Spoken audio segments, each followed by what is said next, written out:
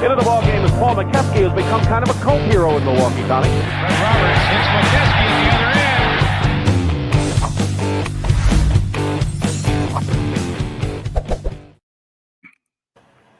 end. And good evening, everybody. Welcome to the latest edition of We Got Next. I'm here with the guy from Milwaukee. Milwaukee, baby. Of the Milwaukee Bucks, my great friend, 12-year veteran of the National Basketball Association, Paul McKeskey, Big Mo. Brother, always good to see you. Great to see you, man. It's every week we get to see each other and talk basketball. You can't have more than that, man. I mean, I don't know about you, Mo, but hanging out with you 1 hour every week is always one of my best hours. Only thing better would be being on the golf course, but I'm in Detroit and it's snow on the ground, so that ain't happening. Or if you're here with me, hanging out, come out there and do a live show for sure.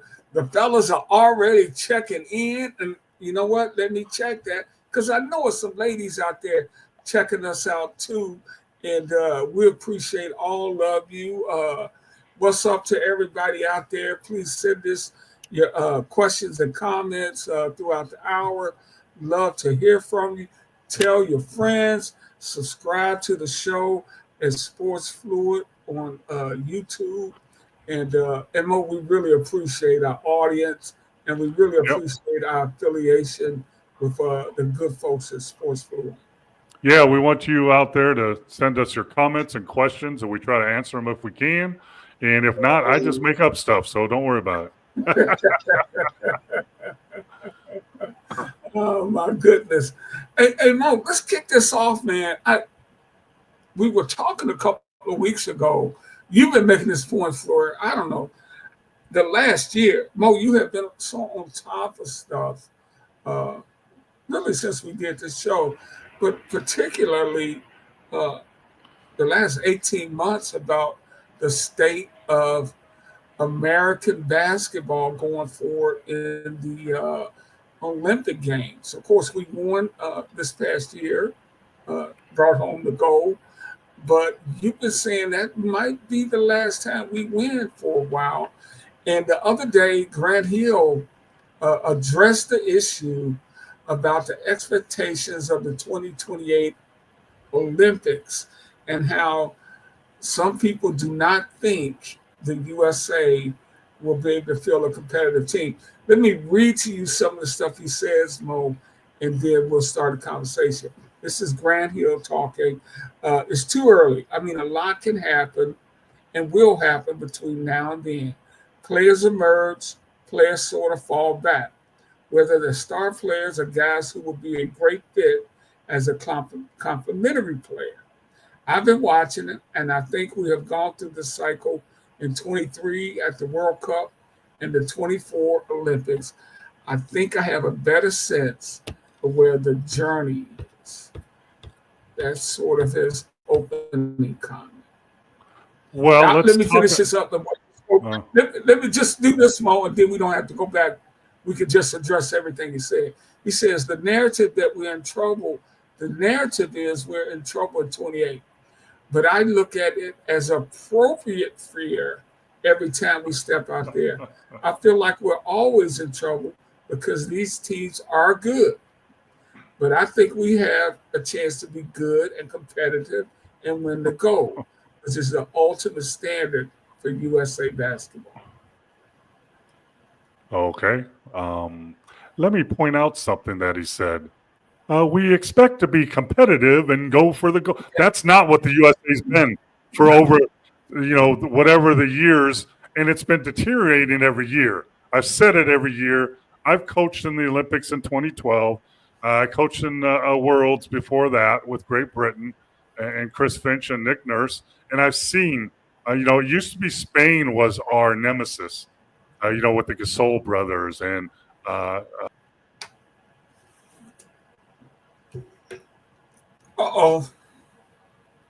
we lost Mo. Hopefully we will get him back. And in the meantime, I will try to hold this down until he gets there. And Marcus, Marcus says, Grant, I think we got Mo back. Come on, Mo. We lost you for a second. Yeah, so I've been saying this for a long time because I've seen basketball overseas, right? And they are catching up. Let me put a perspective on this for all you people out there, right? In the World Games, which were in 2023, 2 years ago before the Olympics, which most countries say that is the World Championship, by the way. But in the United States, we don't. We think the Olympics is more important than the World Cup. But other countries think the World Cup is more important. And 2 years ago, what place do you think we finished in the World Cup 2 years ago with NBA players? Fourth. Fourth. Did not get a medal in the World Cup. It was hold on. The champions were Germany. Runner-up was Serbia, and third place was Canada, and we were in fourth place. We took NBA players, but not the guys we took in the Olympics. So our second-level NBA players aren't good enough to get a medal. We know that for a fact, right? So let's look at the Olympics last year, where we beat France in the gold medal game by 11 points. But we all know that was way, way, way, way closer because at about the 2-minute mark, it was a tie game until Steph Curry, bam, hit a three, bam, hit another three, and did the sneaky go to sleep thing. So it was a closer game than that. And, these countries are just getting better, and we're kind of floating around. And I don't think LeBron is going to play in 2028. I don't think AD is going to play. Maybe, maybe not. I don't think KD is going to play. They're going to be, LeBron's going to be 43 years old. Is he going to play in the Olympics at 43? So, we have to have an awakening here and start training now. We can't wait for 3 years from now when the Olympic trials are here. We've already qualified for the gold. We have that, right? That's beside the point because we won the gold medal. You automatically qualify for the Olympics the next year. That's fine, but it doesn't mean we're going to be competitive or good. We need to start training. We need our Olympic team to go to the World Games, which is the year before the Olympics. We need our world team to get together in the summer for a month and practice and play international competition to prepare them for what's coming in 2028 on our home soil in Los Angeles, California. Heed my words. You go into Allen Fieldhouse and it says, heed the fog Allen, heed my words in 2028. It's going to be interesting. I love Grant Hill. I think he's doing a great job. I go to the last 2 years, I've been to their practices here in Las Vegas. Steve Kerr's a good friend of mine. I don't think he'll coach again. Everybody was all up in arms, but he did win the gold, by the way. So I think that, Grant Hill is a smart man. And did he say, if we play up to our potential, we're going to win the gold? No, he did not say that. And that's not true anymore. So we got to start preparing now for what's going to come in 2028. And I don't know if USA Basketball is prepared to prepare. We'll see. And Marcus makes a point about Tatum, who did not have, as far as the media is concerned, didn't have a great experience because he didn't get to play some games. But even if he plays, he obviously is an outstanding player. But you got to bring more than Jason Tatum to the team. Yeah. Hey, Marcus, if Tatum has his panties in a bunch because he didn't get to play in the Olympics, then suck it up in 4 years. Prove to everybody that you deserve to play, right? So, and he would be a huge part of it. The biggest part, I think, of USA Basketball is we don't have any size to compete in FIBA. All the size is on other teams. Giannis, the Joker, and that's really hurt us in the past. And, okay, let's look at the USA Basketball team, right?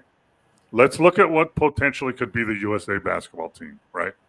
You got Anthony Edwards, Devin Booker, Tyrese Halliburton, Jason Tatum, Ja Morant, Donovan Mitchell, probably Cooper Flagg, because it'll be his third year in the league. We're really good at the guard and the wing. What about our bigs? Here's our bigs.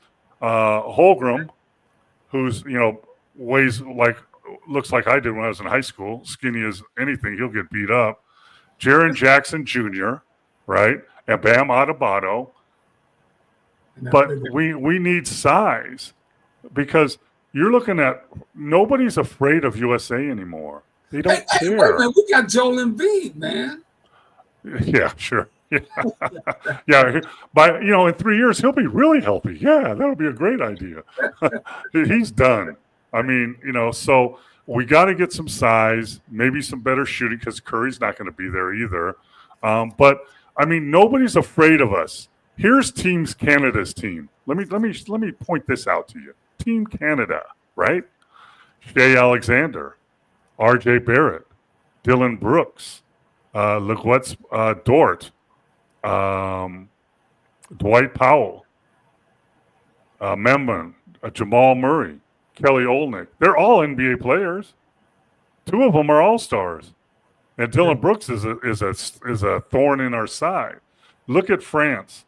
Wembanyama, Evan Fournier, Nicholas Bantam, Nando De Colo, Rudy Gobert, Yabusele, who's playing for Philly right now. They're all NBA players, right? And that's not even to talk about Serbia with the Joker and Bogdanovic and Micic, and Germany with the Wagner brothers, Franz and Moritz, Dennis Schroeder, Daniel Theus. Nobody's afraid of us anymore. And a lot of teams have as much talent as we do.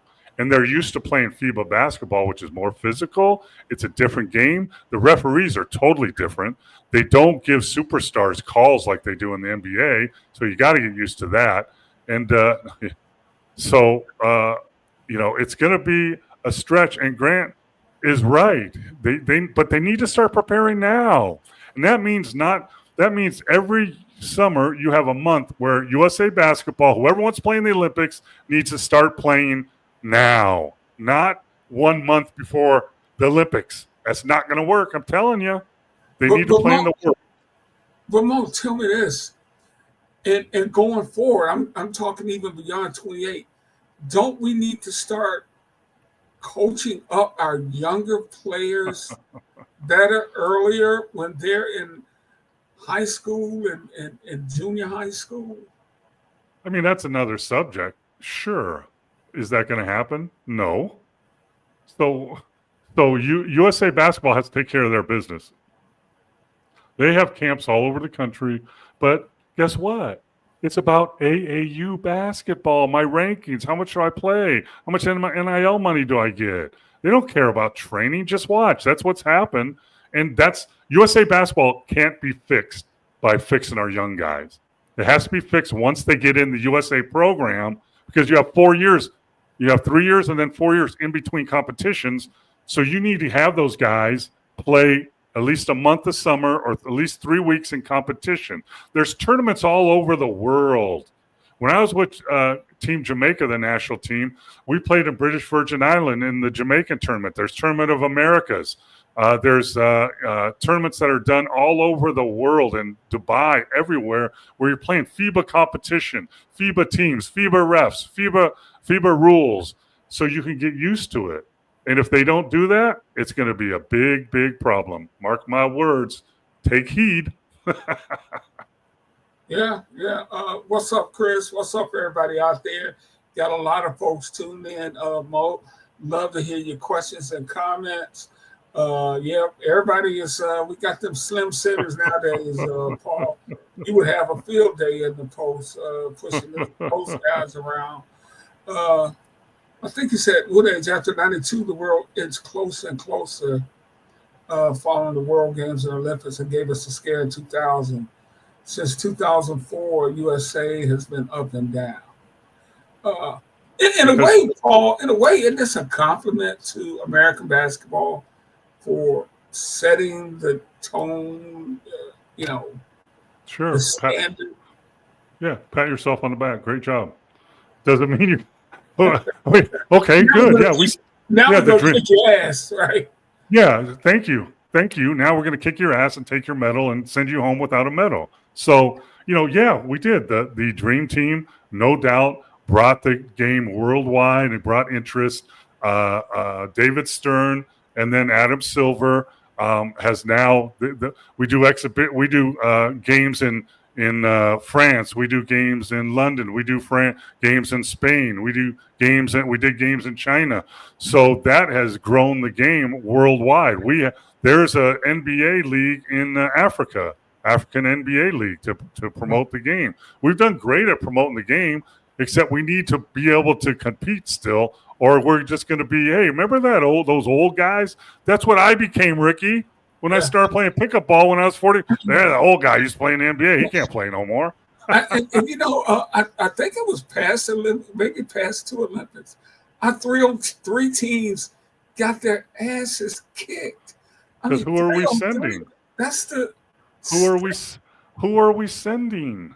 Who are we sending? Those other countries are sending their pros, their best players. We're sending some guys. I don't know. Was there a tryout? I don't even know how you made that team. Who made the team? Who was on that team?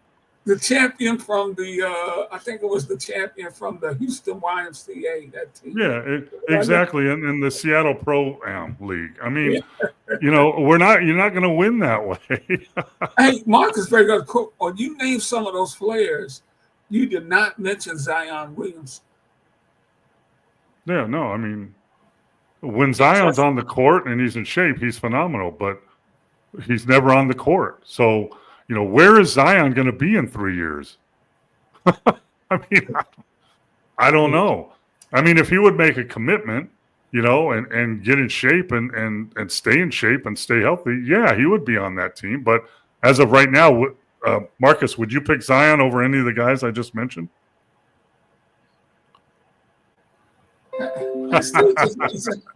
Thanks, Steve. Appreciate it. I just noticed that, man. See how perceptive our audience is, man. They don't miss a beat. Appreciate that. Hey, Mo, you coach, and you had just a great talent like Zion. How do you even coach him? Do you just kind of ignore that he's even there and like, okay, we got him tonight, and throw him in there? What do you mean? Like coach? When you have a guy you can't depend on. Well, you hopefully work with him before you have to depend on him in the game. You work with him in practice and film sessions. You make sure he's in shape. You talk to him about basketball IQ and how to play the short corner instead of being the guy bringing the ball down. You work with him on shooting threes consistently in practice, not in games. In practice, so you become better. You teach him how to do a pull-up jump shot instead of going all the way to the basket that he's done all his career because he's been more physical than everybody. Yeah, you need to teach him and coach him and show him how he can be a better player and then how you can help our team win. But guess what, Ricky? If he doesn't listen, you got no chance. Forget about it. Yeah. And to your question, Marcus says, hell no. I mean, let's put Zion. Everyone out there, and I agree, Luka is one of the top 5 players in the league, right? 10 at least. Yeah. Matt Dallas gave up on him and traded him at 25 years old. He just turned 26 not because of his play, because of his attitude, because he didn't take it as serious as they wanted to, doing hookah or drinking beer, whatever, during the season. But when it shows on the court and you're hurt all the time, they moved him because of that. Zion's in the same boat. Yeah. Hey, I tell you what, guys, and I'm watching this guy every night.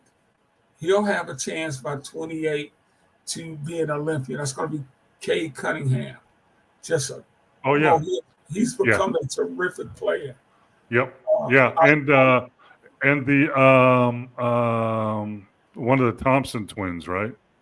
Asar's a heck of a defender. He's not much on offense. Yeah, but 3 years from now, if you work with them and bring them in the fold and start working with them and put them in some competition, FIBA competition. Yeah, so I love Cade Cunningham. Yep, he should be on that list. Ja Morant. Remember the face of the league 2 years ago? Ja Morant, Superman. Nobody can stop him. Remember that guy? He's still probably only 27 years old. I mean, but he's got to want to do it. I mean, here's a problem, Ricky. most American players don't respect USA basketball like they used to.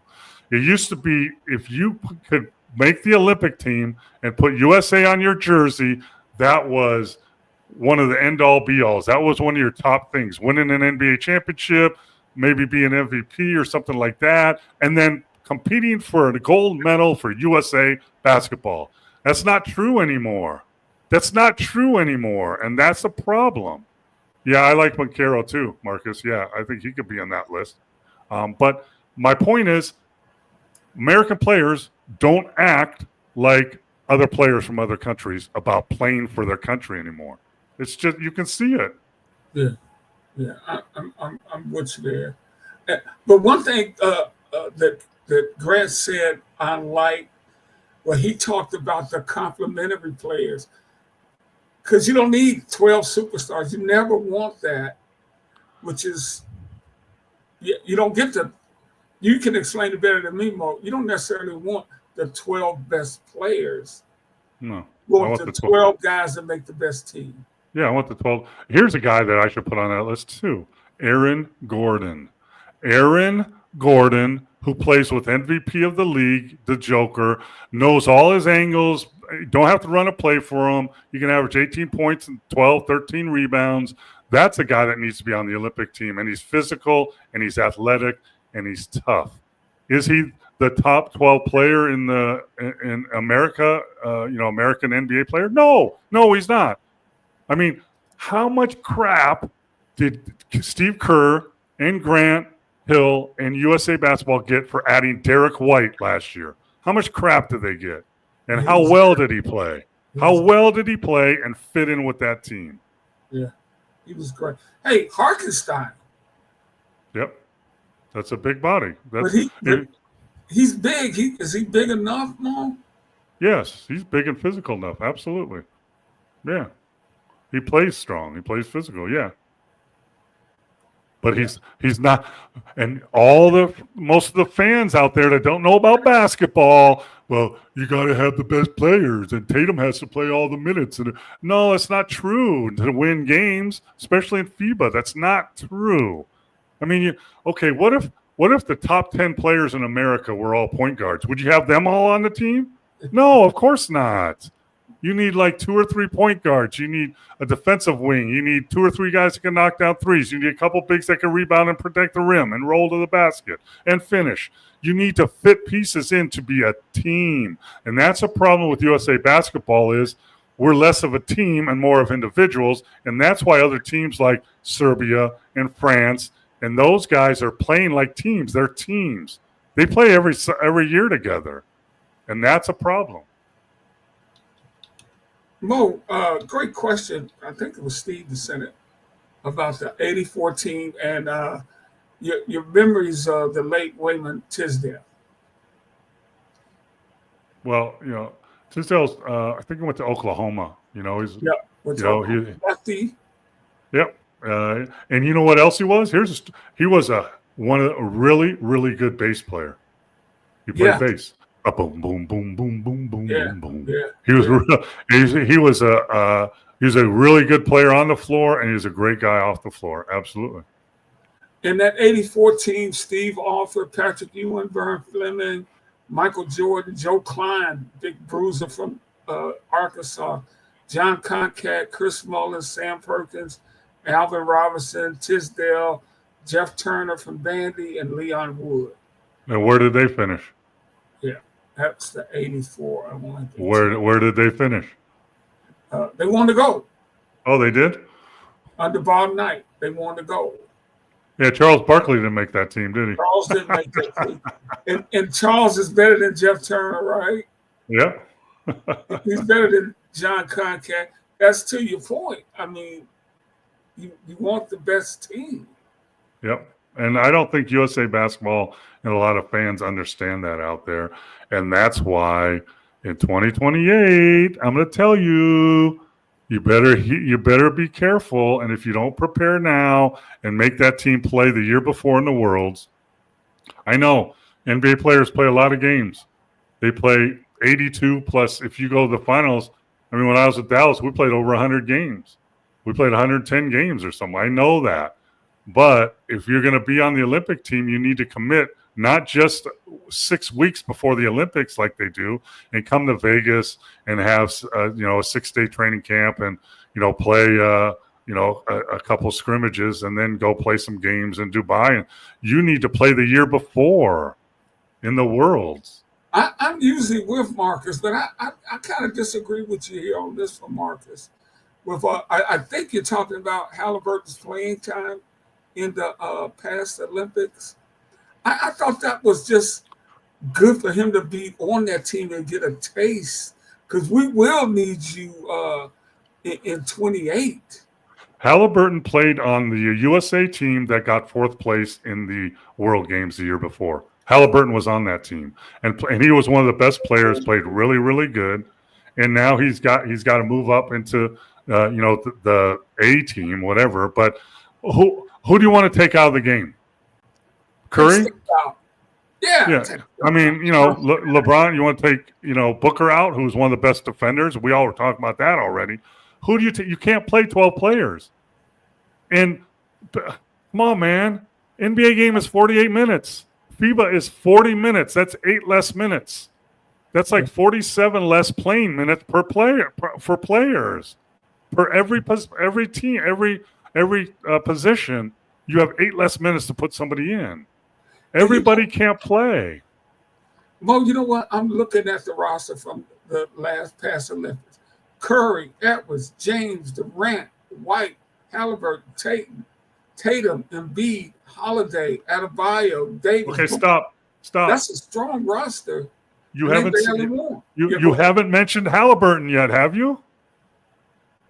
Yeah, I mentioned Halliburton, but I mean, who's he going to play in front of? That's my point.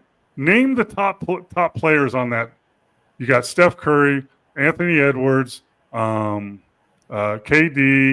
Go down that list, and then Booker. Who do you put Halliburton in is for? Essentially a point guard, right? Yeah, he can play wherever you want, but you can't. So okay, we're gonna play all 12 guys. So the guys you want to play, 30 minutes in a 40-minute game, you guys can only play 25 minutes because we got to get Halliburton in and we got to get Tatum in. So they can play, 8-10 minutes. So everybody will be happy. No, that's not how you win a gold medal. Hey, Kyrie will be 36 and 82. He's done. In 28. No. Oh. Okay. I don't. You got to start getting the younger guys that are talented. Yeah. The 10-minute focus for the NBA season. USA will be ready for the World Cup. That's never happening, ever. It's never, ever, ever, never, ever, read my lips, never happening. You know why? Because the Players Association won't let it happen. You know why? Because that limits players' minutes. And that's how they make money, by having stats, by playing in games to get their contracts. So cutting the NBA game down to 10-minute quarters, that's never going to happen. Yeah, De'Aaron Fox. Yeah, that's a good possibility. I like his game. Yeah. I mean, we have enough talent. They got to play. Not for the Olympics. They have to play the year before and play in some 3-day tournament in Spain and train for 4 days and go play in FIBA tournament in Spain and FIBA refs and FIBA rules and get used to it 2 years before the Olympics. Do that. Well, but Mo, this has been a great conversation for everybody out there. So come on, man. Believe me, we will be hitting this over the next 4 years, for sure. But Mo, I mean, I want to go to this thing with Jimmy Butler, man. Jimmy Butler established himself as one of the Miami Heat great players with he had a little 5-year run down there where he was doing everything. They had his picture on murals down there. Now his picture's probably on. If you see this man, tell him to come pay his bill. He left town without paying his rent. I mean, that just does not make sense to me. Yeah, and I don't know if that's true. I know it's reported. Don't know if it's true, but if it is, then that's his fault. Even though maybe his business manager or someone else didn't pay the bill, but that's beside the point because he works for you, and your name is on the lease, and you need to pay the bill.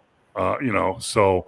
It's really sad, but a lot of players do that a lot of times, man. You'd be surprised how many NBA guys making. I mean, what's he making? 40 mil, more than that? Yeah. You know what? Don't rent a freaking mansion. Rent a nice house on the water. That costs $20,000 a month. Not something that has to cost $100,000 a month. Come on, man. You don't. I don't know, man. I don't understand this. I don't know. I mean, what does he owe? How much does he owe on the house? I think that's saying one report has him on $260,000 in rent, and he left $130,000 in damage. Okay, so the damage is his fault, unless it's whoever he let stay there. But guess what? Sell 2 of your freaking watches. Pay all that off in a minute. Sell 2 watches. 2 of your watches. Sell it off. Boom, boom, boom. Pay, write the check. See you later. Thank you. But hey, that's been a good move for the Warriors, getting them over there. But I know you're gonna tell me they still aren't big enough. Yeah, I mean, how many times have we seen a small team play really well, have a really good record, and then they get to a playoffs and physical playoffs in a 7-game series, and they can't get over the hump? Tons of times. They don't have a center. They're using this 7-foot skinny guy that can shoot threes. That's all great, and he's athletic. But, okay, put him on the Joker, and because you have to have someone to hold the Joker or someone like that, so you can play them one-on-one and not have to get into rotations and then swing, knock down threes or drive it to the lane. And, the Warriors are – they have new blood. I like him with that group. He's high at basketball IQ. He's got a toughness level to him, kind of like Draymond Green. I like that. Steph Curry is now rejuvenated. I like that. He had 50 whatever the other night. But in the bottom line is you have no size. The only size you have is like Looney or someone that's 6'9". I'm sorry.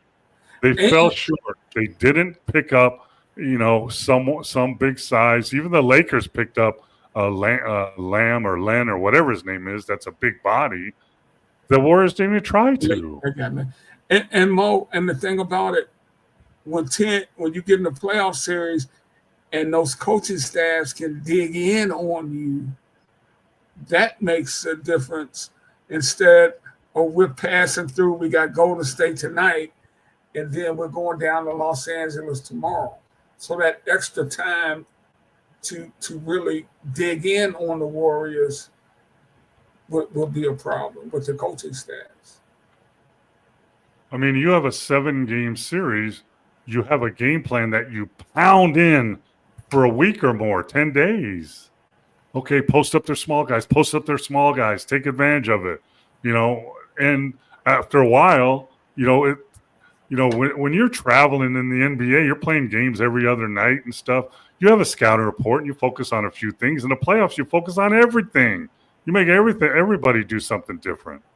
And if you don't have an answer for everything, you're going to lose that series. Yeah. If you don't have an answer to guard the Joker one-on-one in the post so you don't get into rotations, and you look down the bench and you don't have a 7-foot, 270-pound body down there that you can put in, then you got a problem. You have no answer. Even the Denver Nuggets, played the other day. They picked DeAndre Jordan is on their team. Yeah. 7 foot, 260, 70, knows how to play, rebounds, fill in. They could have picked up someone like that. Yeah. They didn't.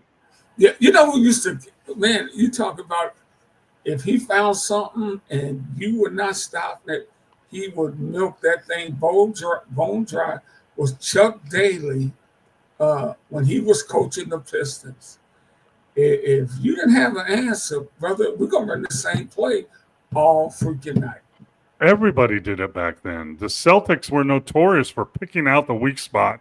If he was guarding Bird, McHale, Parrish, DJ, whoever that was, they went at him over and over and over again. I mean, in Milwaukee, we had Ricky Pierce, who was 6'4" guard that could post up little guards. And if they put a little guard, we're going to post up Ricky 10 times in a row. I don't care. Stop it. And that's what the playoffs is a lot about.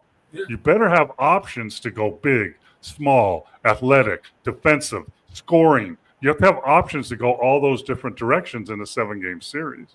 Man, Mo, I'm just loving this tonight. We got a nice crowd in here. The questions coming in. It was Alex Lynn was the big guy the Lakers need to get. Yeah. Thank you for that, Big body, played in the NBA. You know, he's not a star. He's not a superstar. He knows how to play. He knows spacing. He knows how to foul people. He plays physical. Perfect for at the end of the bench. Hey, I want to go back to this because I missed this while we were talking about the Olympics. In Woodland States, when we went away from Coach K's system, which was playing in the World Games leading up to the Olympics. Well, you would think that someone that went to Duke, Grant Hill, would talk to Coach K and ask him, how did you do it? And what did you do? And then if he told him that, maybe we got to make that. Hey, you know what? If you lose a player like John Morant or, whoever, because they don't want to play 2 summers before the Olympics, then too bad you can't be on the team. Yeah. So you got to give us, during the Olympics year, you have to give us 6 weeks. The year before for the World, you got to give us 3. Yeah. Any rumors? KD going to San Antonio? I hadn't heard that one. No, me neither. I mean, and every rumor for KD is KD's going everywhere. And with the season the Suns are having, and, and we all know KD's more than happy to move. He's moved everywhere he's gone, and it's not going right there. KD's a great player, one of the best scorers ever in the game, but, he how many teams has he played on? 5? 4? 5? I mean, if you're going to leave the Golden State Warriors in their prime when you could have won 2 or 3 more championships, what? Why did you do that? I mean, so, I think KD will be traded. I don't think it'll be the Spurs. I don't think the Spurs have enough to get him. I think the Spurs are growing with youth, with Wemby. They've made a couple moves, and, if Pop comes back, who knows? The trade for Ricky Pierce for Dale, those are both really good players, Steve. I don't know who I would.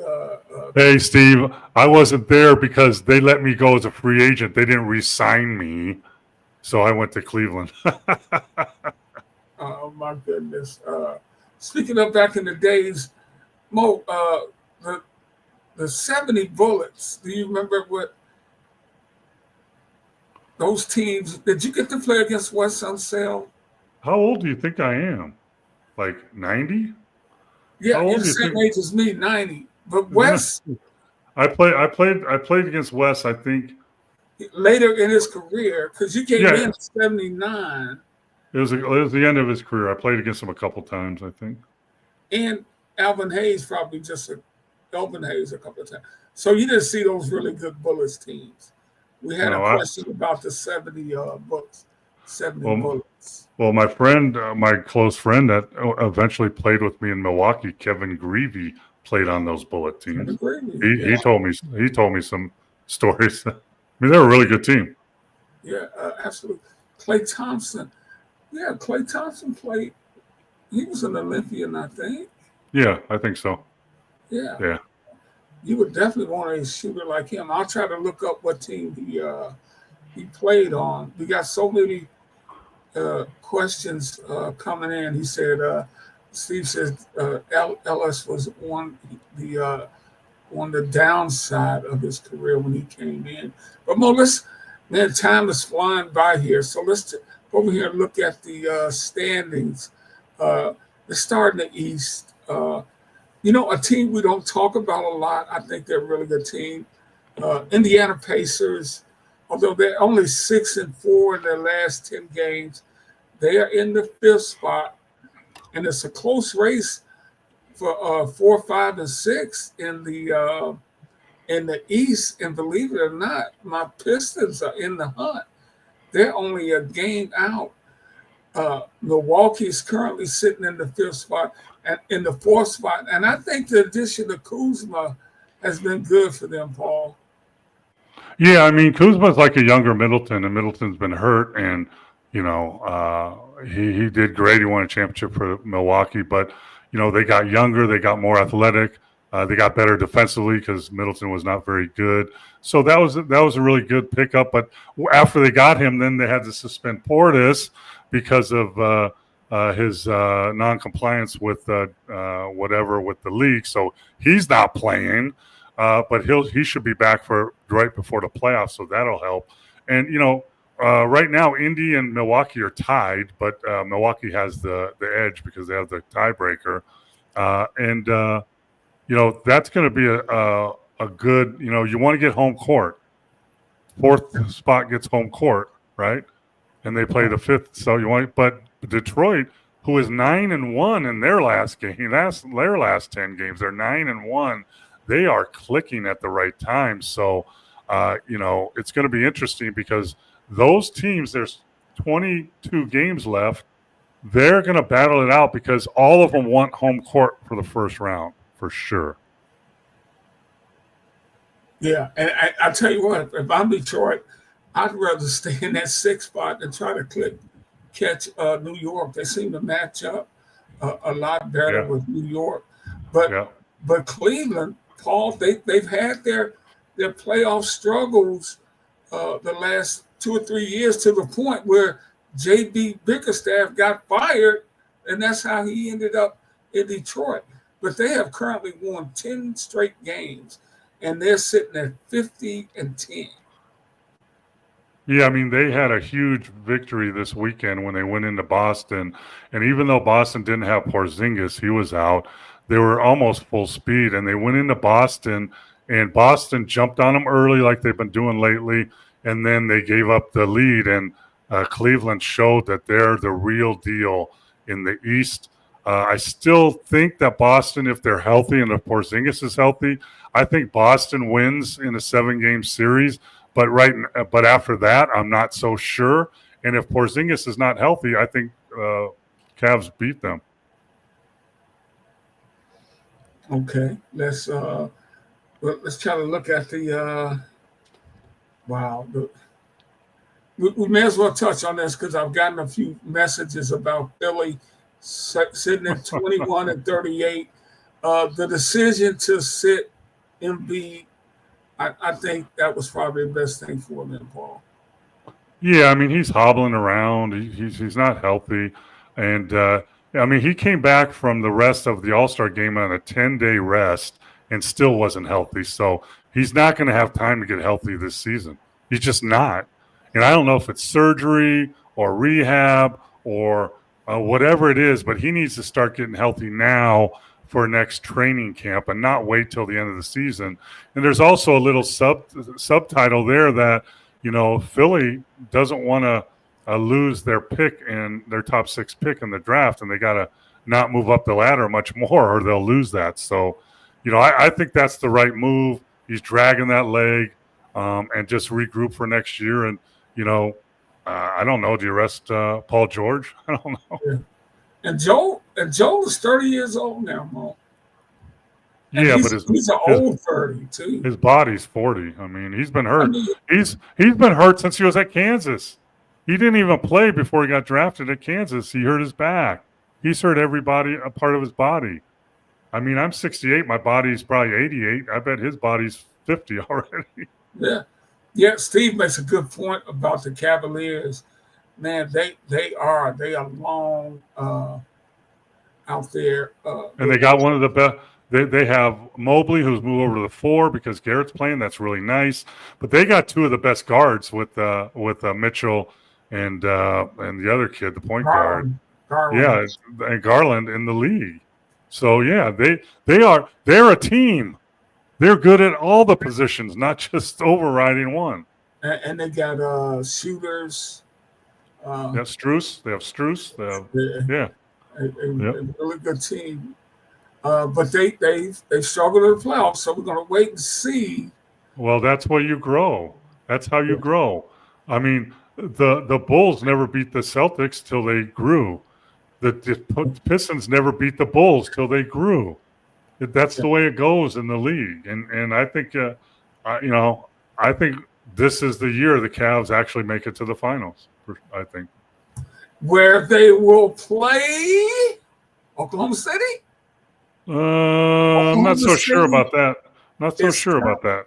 Oklahoma City 49-11 and 10.5 games ahead of the Los Angeles Lakers. Yeah, the Lakers are in the second spot. They've Lakers moved up 4 spots. Yes. And Luka's getting healthy. I mean, OKC has probably the best team, but the Lakers are scary. Minnesota, I don't know if they're scary anymore. But you know who else is scary if they get healthy? The Dallas Mavericks. If AD comes back and Lively comes back, they have the team with Kyrie right now that could beat OKC.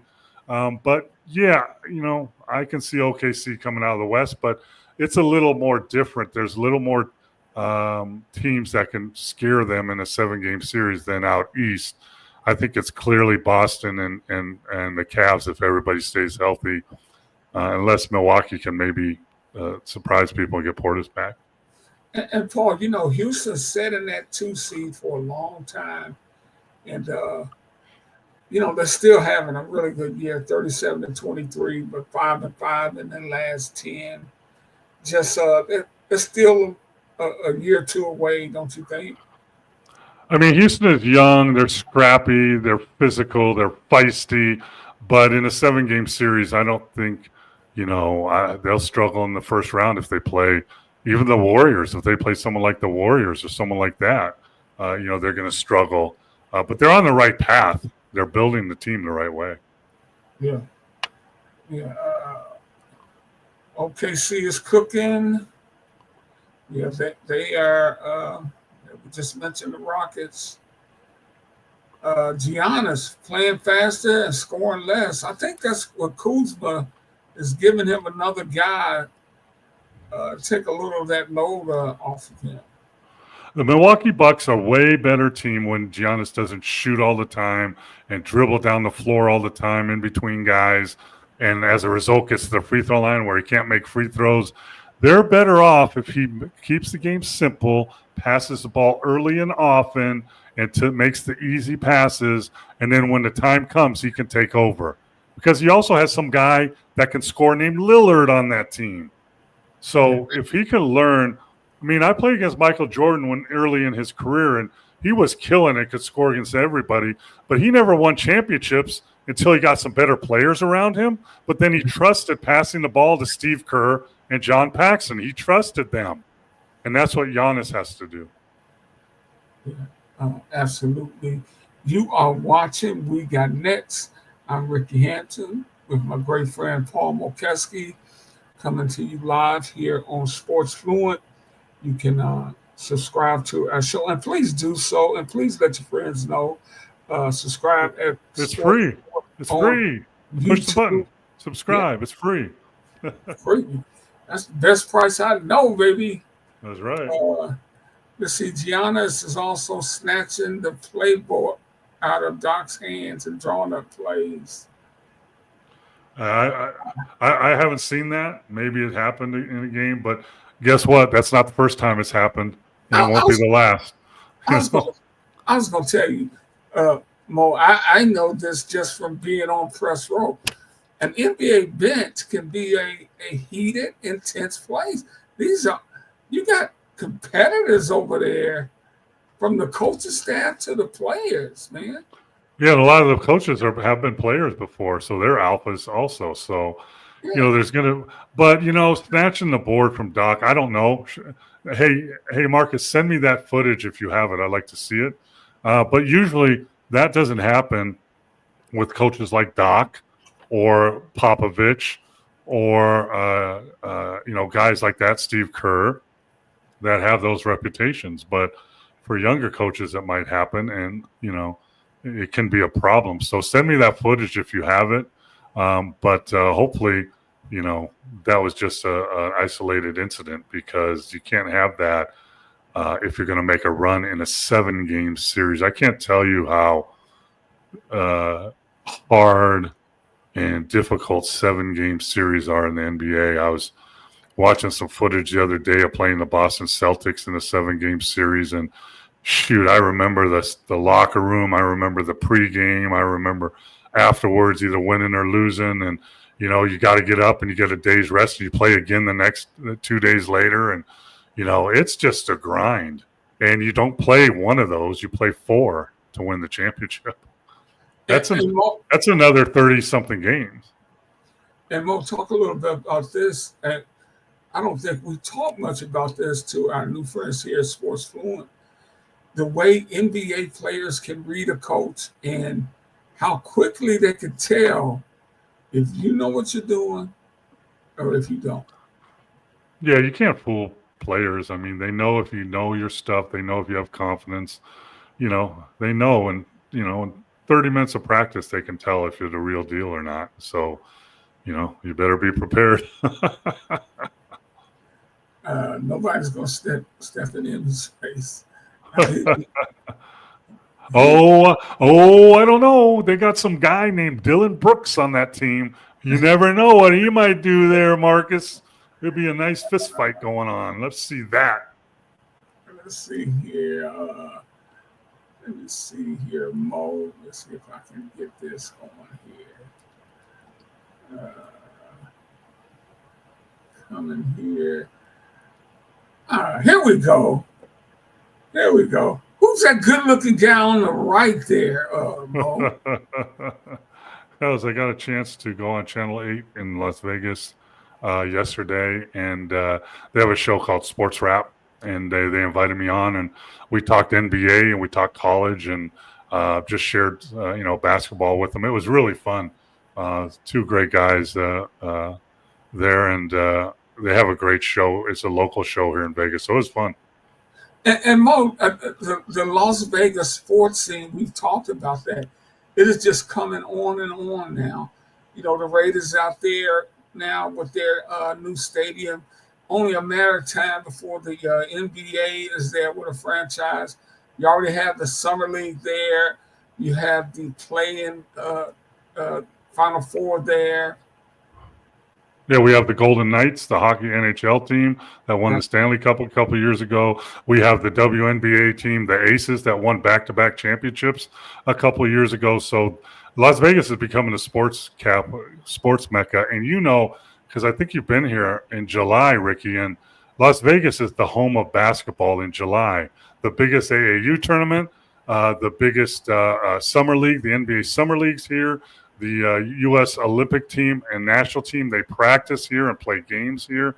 Other national teams are here. So in July, everybody in the basketball world is here in Las Vegas.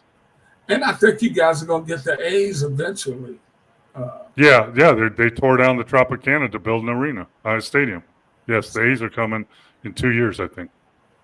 So Mo will be signing autographs after the show. No. It's just tune in. But that's really cool, Mo. And I know the folks in Vegas enjoyed having you, enjoyed getting some of the insight you have to offer. Yeah, a lot of stuff we talk about here, Ricky. And, basketball is, as we know, it's a universal sport. It's a universal language. And, Mo, where you next time, man? No. Hey, Marcus, and if they would, I would have had an answer for their butts. Because, if I was Zelensky, I would have went right back at them hard, because that was a setup. I'm not a political guy, but you can't see how embarrassing that was for the United States. And if I was Zelensky fighting a war for the last 3 years, where my homeland people are being killed and slaughtered, and you're telling me to wear a suit, I would have said, hey, listen, I had a lot of nice suits, but then when Russia and Putin came over and they blew up my house that me and my wife and my kids were living, they burned up all my suits. So this is what I have. And whenever I spend money, I spend it on bullets for my soldiers who are fighting a war against a dictator. Thank you very much. That's a great comeback, Mo. Great comeback. Yeah, he was hoodwinked and set up. That's for sure. Cool picture, Mo. And here's one more. We just got way more psychology in coaching than X's and O's. And I think he's trying, I think that's Marcus saying, getting players to play the right way. Yeah, I think, you're right, Marcus. You've been around a long time. X's and O's are important. They're important to keep your team organized. They're important to get the players in the right spots for them. I mean, when I coached, I always asked my players, what plays that we have in our repertoire do you like? Ricky, what's your favorite play? I get to shoot. Okay, tell me what play it is then. It's Rip Hamilton's floppy 3 side. You get to shoot. Okay, so I would have that on my card of if I need to get Ricky off or somebody that's playing, I have 3 plays that they like. I can call for them, and I want my point guards to know that. I want to know where I want to get the center of the ball. If he's a guy that's a strong post-up guy like Bill Cartwright, I want him posted up and solid.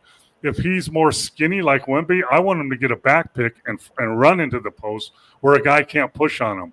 And you need to know all that stuff to where to put them in the X's and O's. But like you said, and we've talked about it a long time, psychology in coaching is so important to get the players to play right. I always say, play hard, play together. And don't be selfish and share the ball, move the ball, it'll find you. But getting players to do that, especially at the NBA levels, even at college, is very, very, very difficult. So it's your job to get them to play that way. But Mo, I gotta tell you here every week, I'm open, man. You're open for a reason. You can't shoot. I mean, I used to I talked about this a lot, but as a coach, you could do 2 things that'll improve your team right away. You need to teach your players good shot, bad shot, good shot versus bad shot. And you need to show them in film and hold them accountable in practice, because a lot of times players don't know that. All shots that go in are not good shots, and all shots that miss aren't bad shots. So if you can get your players to take good shots and a lot less bad shots, you're ahead of the game. And then the other thing you got to do is they take good shots and they take care of the ball. No silly turnovers. Take care of the ball. Limit your silly turnovers, my bad turnovers, to 2 or 3. Take 2 or 3 away a game, and you'll win a lot of games. But Mo, is there an exception to that when you got a guy like Steph Curry? Because I think bad shot. Steph Curry is a great bad shot maker, and sometimes there's guys like that. You got to let them go. You got to have but at the same time, they can't take crappy shots all the time. I mean, there's heat checks. You got a heat check. You're Steph Curry, you got a heat check. You can shoot damn half-court shot. I don't care. But if you miss it, now we're taking that heat down a little bit, and you're going to take some better shots now. Yeah. I mean, that's part of being a coach, right? You don't want me taking freedom, but they got to have freedom. But yes, freedom within the system. Right. And then you teach them what good shots are. Good shot for him is not a good shot for me. Right. I mean, you don't want me taking those shots. Guess what? There's more of me on a team than a him. So you got to get the me's to do the right thing, and you got to give your players like Steph a little leeway, because you don't want to handcuff them, but you got to do it in practice and in film sessions. This is how we play. Everybody has fun. Share the ball. Don't be selfish. Steph, I guarantee you're going to get 20, 30 shots. I don't care. I guarantee you. Just you don't have to force them. Yeah, brother, we got to get out of here. What a great evening. What a great conversation. Thank you guys so much for all your questions and comments. Mo and I, we talk throughout the week, and we always talk about how much fun we have being here on Mondays and hanging out with you guys. Yeah, we're gonna start focusing on the college too, because March Madness is coming up really soon, and we're gonna start focusing on that on some of our shows. Yeah. All right, then, for the big fella, Paul Mokeski, I'm Ricky Hampton. We're gonna get out of here.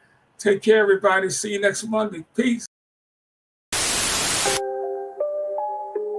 Oh, Canada. Put on a suit, drink water, don't drink and drive. Hey, man, call your mother.